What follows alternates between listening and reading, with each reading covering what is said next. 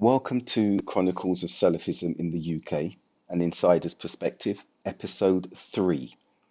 And in this particular episode, I shall be reviewing the year 1992 and my religious instruction and development throughout that year, alongside any international or local event that may have influenced or shaped our development at that particular time.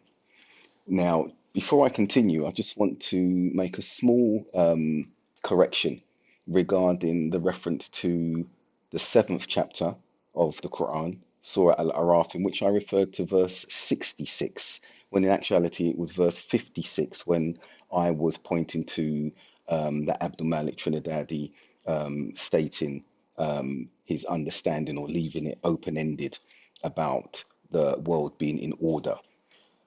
Anyway, continuing with that, on the 4th of December 1991 was the final lesson that I actually studied in that year. And those were personal notes regarding the descriptive names of the Quran, alongside memorizing one or two more supplications.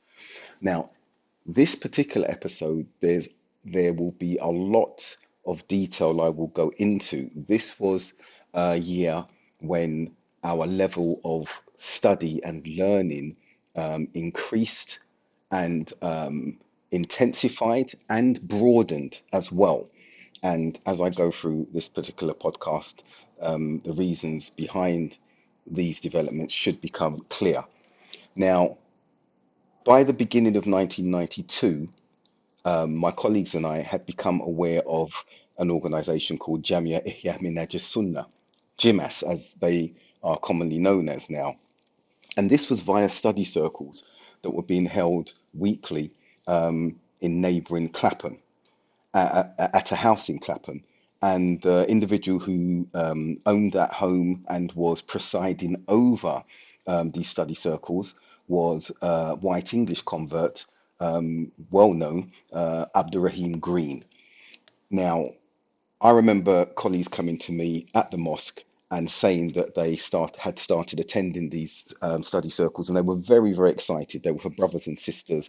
They were talking more emphatically about Salafism, and I remember asking them, "Do we need to call ourselves that name?" Many talk about the term Salafism and the necessity or otherwise of using that name, and I'm not going to address that at this particular time. I just want to continue with how it was broached as we were learning as Salafis. So it became clear that there was an organization there that was unashamed, actually proud to identify openly as Salafis. And during our previous 2 years of learning, we were aware of Salafia, but not in this bold and open way that was being advocated. And I questioned my colleagues about that because I wasn't sure, is this now a new group? Is this a new label that needs to be added whilst we are adhering and subscribing to it? Is it necessity? Is it a necessity to wear it on our lapels, as it were, as a badge of honor? Now, as I said, there were various discussions taking place around that, and I remember consulting with our teacher and mentor, Sirat Abdul Malik, privately. He and I became even closer as time proceeded, as did other colleagues as well. But I remember him looking concerned when he heard and saw the exuberance of the brothers that I'd come to Islam with, and the enthusiasm to promote using the term Salafi in the mosque and around it and everything. And when I asked him about his concern, he said he'd seen this in its infancy in America when he was in the Sudan, and he saw individuals attaching themselves to the name and label of Salafia, of Salafism, and not subscribing to or adhering to the essence and practices that Salafism denoted, that it brought. So obviously at that time, I didn't really understand what he was alluding to, because obviously I didn't have the experience that he had had on his journeys as he had developed as a Muslim, and he was far more established than us. Obviously, with hindsight, looking at what he said at that time and looking at, and I dare say and use this term, the bastardization of the use of the term Salafism and its terminology, um, I can understand fully why he was concerned at that particular time. And I'll qualify what I mean when I say bastardization, because there will be those detractors who are saying that I'm insulting this particular name and term. No, what I mean by referencing that term is it's been overused and it's been misapplied, and it has become a badge. And there are adherents to Salafism who do not understand its principles, the application of the methodology, and how it fits in with mainstream Islam via its principle of orthodoxy. Unfortunately, the name Salafism has become a dirty word in the Muslim and non-Muslim world, and some of it is unjustified, hence me doing these podcasts, and some of it I think has been self-inflicted by an emerged or emerging movement and cult that has codified even further what Salafism actually is and stands for. But I'm not going to stick on this particular point. I want to go through 1992 and the year of progress as we learned more. But sticking with identity, one of the things that attracted many of us at the time as well is that the openness with which we saw Salafism, not only in its promotion verbally, but also visibly.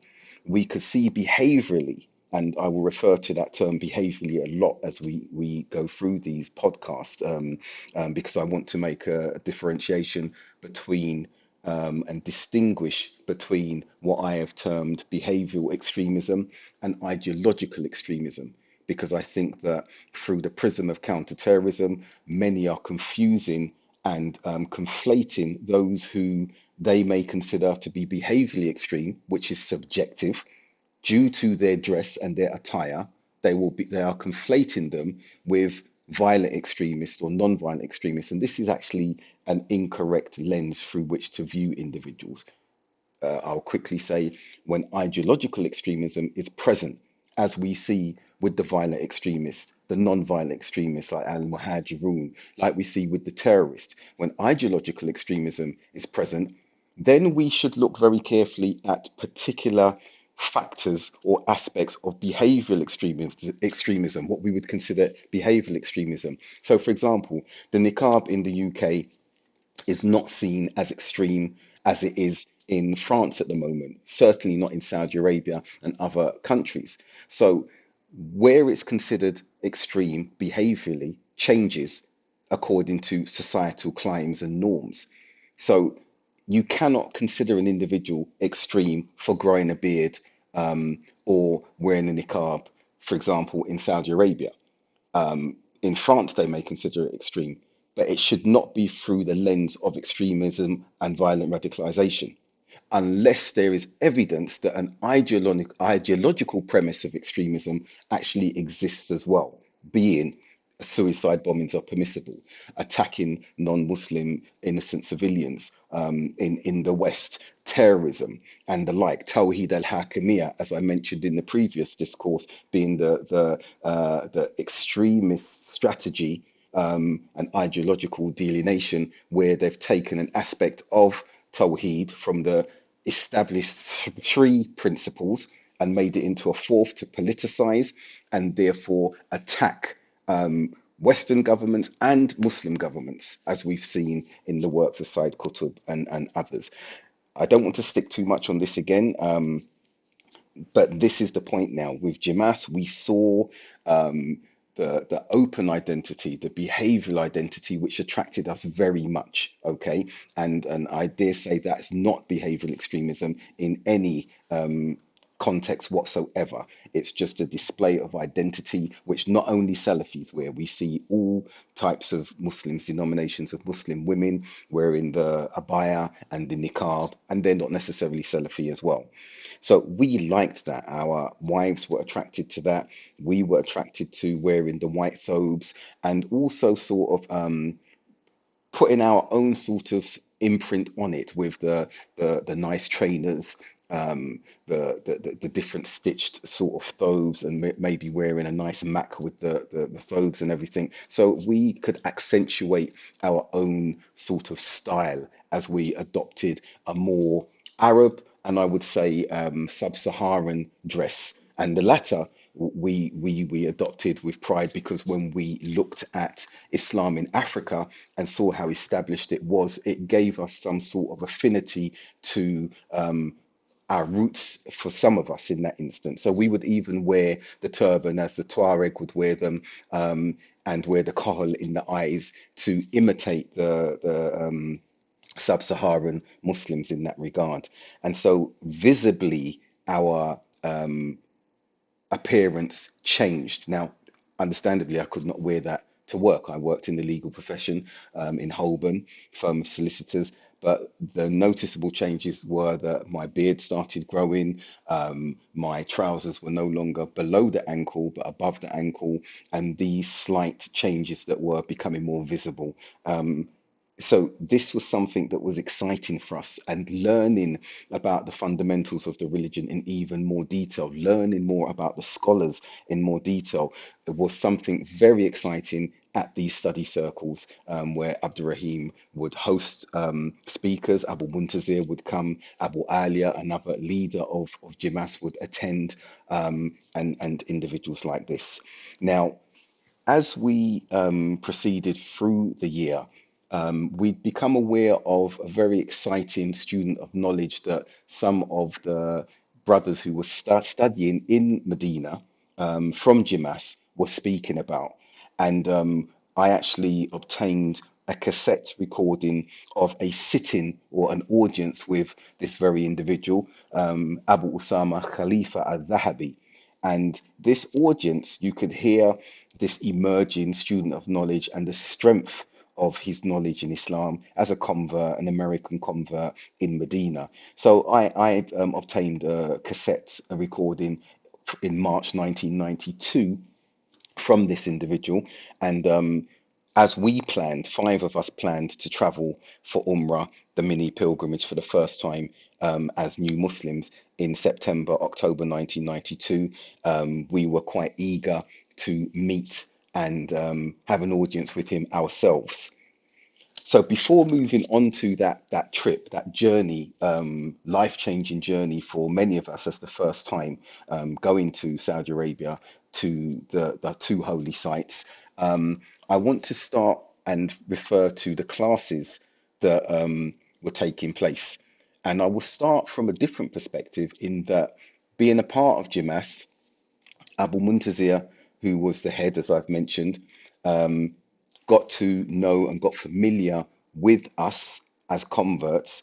And it was exciting for Jimas as well, we were told, because they'd never had a group, a contingent of black British young men join Jimas in such numbers.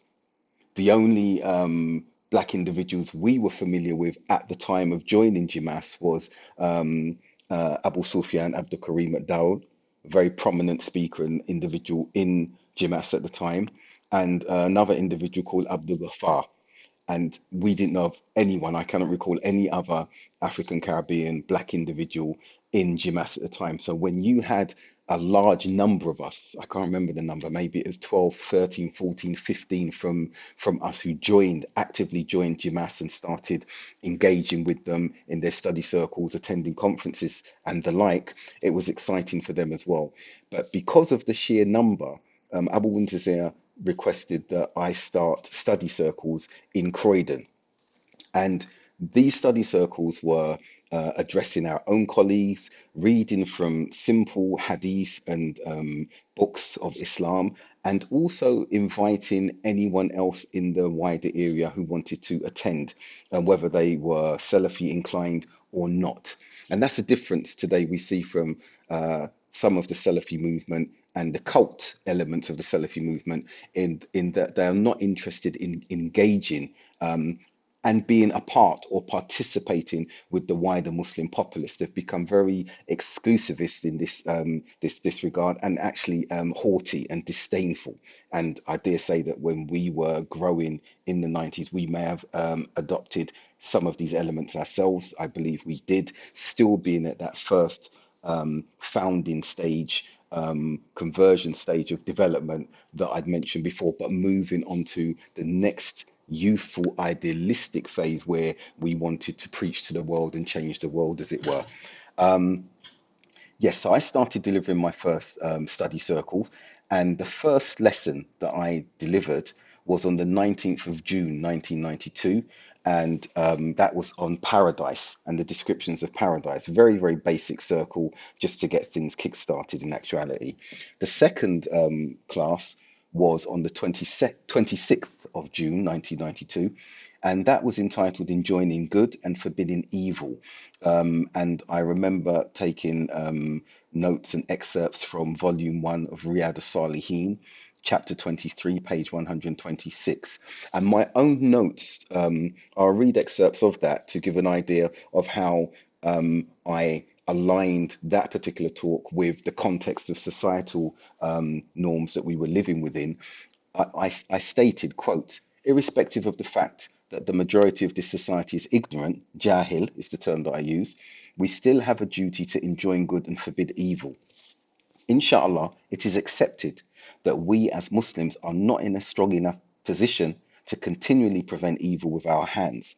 However, having said this, there are a number of us who are able to speak out against the evil prevalent in society in which we live. If we cannot do this, then surely we should hate it in our hearts, close quote. So that was an aspect of, or introductory aspect of the lesson that I gave on the 26th of June. Continuing with the other lessons throughout that year, and I will just summarize, if need be, some aspects. But on the third lesson that I delivered, my handwritten notes show, was the 10th of July, and that was the fear of Allah. And this focus was around increasing ourselves in humility and God consciousness. Then the fourth talk that I delivered, the fourth study circle, was on the 14th of August. And this was the conditions of the declaration of faith. There is no deity worthy of worship except Allah, and the conditions to that, the conditions around that. The fifth lesson was on the 28th of August. That was on obedience to the Prophet. The sixth was my first actual public lecture, and that was at South Bank University on the 4th of November. And the title of that was simply Dua, supplication. And I will give excerpts of the notes there as well. And I stated, quote, we are all looking at the wars, famine, natural disasters, and many other incidents around the world. The more technically advanced man becomes, the more he craves. And the essence of this particular talk was about Islam and the purpose of creation and the basis of our dependency on our Creator. And that was the crux of that talk. I think we had non-Muslim audiences as well as Muslim audiences attend. So the collective audience was mixed. Continuing with the lectures before I move on, the seventh lecture, sorry, was on the 6th of November. And that was entitled Signs Before the Day of Judgment. And I based this on a book that had been published in 1991 in English and translated, based on Ibn Kathir's original works on this subject. The eighth was an undated talk, but in 1992, and that would have been a local study circle as well in Croydon. I entitled that Jaws 2, the individual threat and destructive effects of the tongue, about backbiting, slander, and how these are very serious sins in Islam. The ninth was another undated lecture, and the last before I see my notes of 1993, and this was entitled Islam for the Afro-Caribbeans, Who is Islam for? Now, The popularity of these study circles was such that we had younger individuals attending and their parents dropping them off. I mean, teenagers, some of whom I'm still in touch with today. They're young men, doctors, professionals. Some of them even are quite prominent in the political arena now. I won't mention their names, they are well known.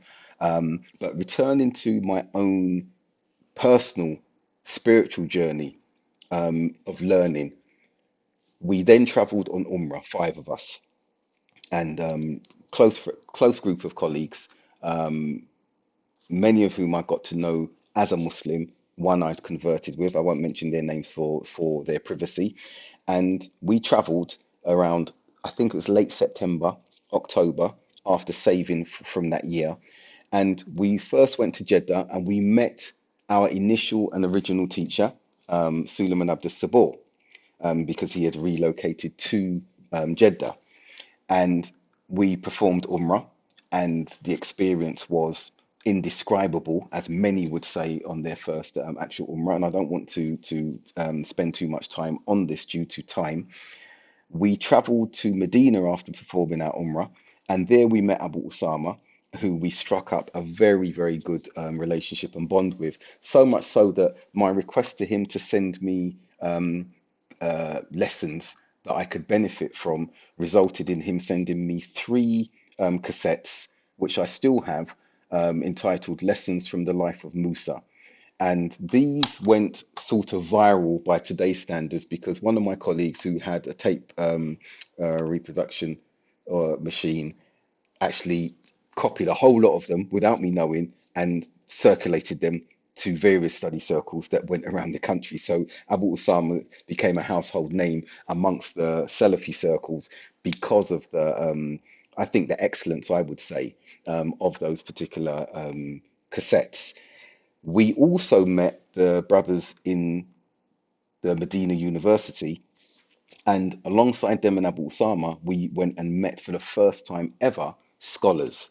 Okay, those learned individuals and their scholasticism was at a level that impressed us when we were asking questions. They're pondering over the questions before giving us clarity in the answers they provided.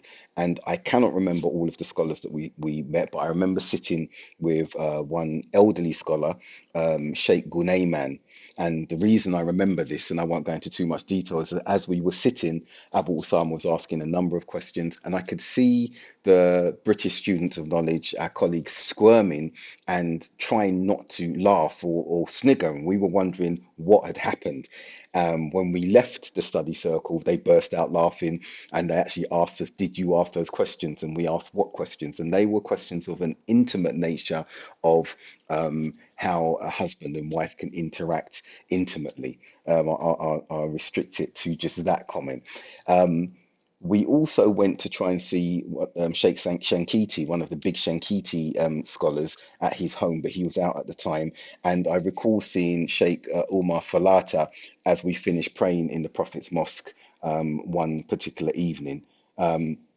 So our experience was exhilarating, meeting scholars, sitting and learning from scholars, meeting and seeing the environment within which the students of knowledge were learning in Medina University. And it wasn't a very pleasant environment. It's very, very harsh in the amount of them sharing rooms, the amenities, the facilities, and such. But they were so focused upon learning, and that was the most important thing. And being in Medina itself was what surpassed any discomfort and inconvenience they suffered. Moving on, my own learning, I said my spiritual journey, I'm also going to talk about religious instruction. By the 30th of October 1992, we had started classes with Abu Muntazir. He started visiting Croydon, and there were a few of us who were keen to learn more about the Sunnah.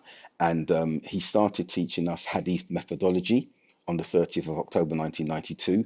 We had those lessons above a shop. There was an office that we were allowed to use, and we would meet him there in the evenings.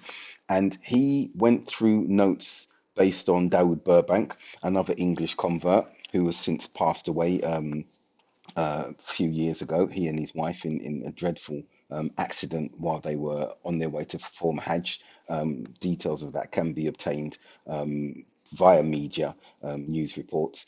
But Dawood was a leading light from the point of his knowledge and his character. So his notes on Hadith methodology, Abu Muntazir taught us from, and also referencing an author called M. Azami's Studies in Hadith Literature. I managed to do my own research, and one day during my lunch break, I worked in the legal profession in Holborn. What I did is through walking through the city, I found a bookshop, and I actually found a book on Hadith literature. I still have this book. It was printed originally in 1961 and arguably the first book on Hadith literature in English. So the book is called Hadith Literature, Its Origin, Development, Special Features and Criticism by Dr. Mohammed Zubair Siddiqui. And it was distributed by the Islamic Text Society in Cambridge. And I want to read the inner sleeve to give an idea about how this book was translated for the populace of Muslims, not Salafis or exclusively anyone like this. And it starts with this. This is the only book which represents in a European language the importance and history of the origin and compilation of the traditions of Islam, according to Orthodox Muslim doctors. It is based on the original Arabic works, the great devotion of the large number of its students to it since the 8th century, the selfless life of the important compilers of traditions, in spite of the often strained relations between them and the caliphs and their officials, may serve as an ideal to the modern student and teacher. The history of the origin and development of the system of Isnad, of its application to Hadith and to Arabic books, and its use by the Jews and the Indians is of great historical value. The part played by women in the study of Hadith, their attendance at large mixed classes in public educational institutions, and their work as teachers for many centuries throw a new light on the history of Islamic education. The principles of the criticism of Hadith are of particular interest and value. This book is a unique and valuable contribution to the study of traditions of Islam in the English language. So this was a book that I found and really enjoyed purchasing and reading it and sharing it with my colleagues. Now, the first lesson that we had with Abu Muntazir, we looked at, for example, the 20 places in the Quran that referred or alluded to Hadith. We looked at some of the many Hadith collectors and writers. We looked at 14 at least. We looked at Ilm Mustalah Hadith, the science of Hadith, and what this actually meant. We looked at the linguistic and technical meaning of al-khabar, news, and athar, etc. Our other lessons continued, and I'm going to list them to show you the detail that we actually went into on learning the sciences of Hadith. The 6th of November was the second lesson. The 13th of November, I've got 8 pages that I wrote regarding lesson 3. On the 27th of November, lesson 4 that is, I wrote 9 pages. On the 4th of December, we had lesson 5, and in that we were looking at examples of al-khabar al-maqbool. Okay, I won't translate the terms, but we were looking at sahi li dhatihi and sahi li ghayrihi, hasan li dhatihi and hasan li ghayrihi. So we were learning this. This was a next level of learning, which I think was indicative of our moving and progressing to the next youthful, idealistic stage of learning.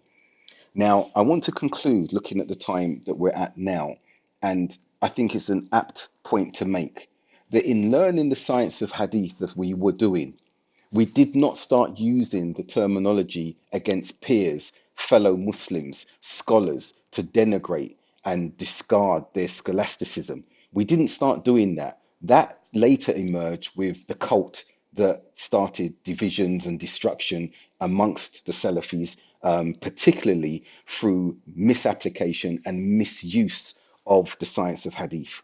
And one particular area that we were learning, Jah wa Ta'dil. At that time in 1992 and through 1993, when we were having these lessons, this was not something that we did and even thought about doing. We were learning the science of hadith to have a better appreciation for hadith studies when we were reading these narrations. We also had a better appreciation for the diligence and the efforts of the hadith compilers and collectors and the sacrifices they made to preserve the sunnah, which complements Quranic ayats and injunctions, etc. This was our purpose.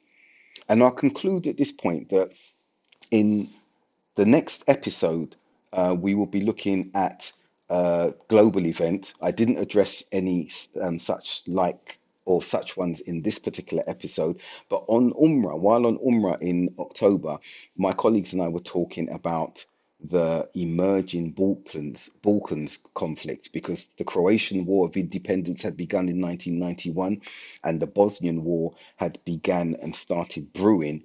And in 1993 is when we became more actively involved in charitable work, in actually fighting, and in actual raising the profile for support for the Bosnian Muslims who were undergoing atrocious conditions and slaughter at the time while an arms embargo was imposed upon them. And this, I hope, will be the longest podcast that I deliver, as it's over 31 minutes. And I will try and return to shortening them to within or under 30 minutes in the future.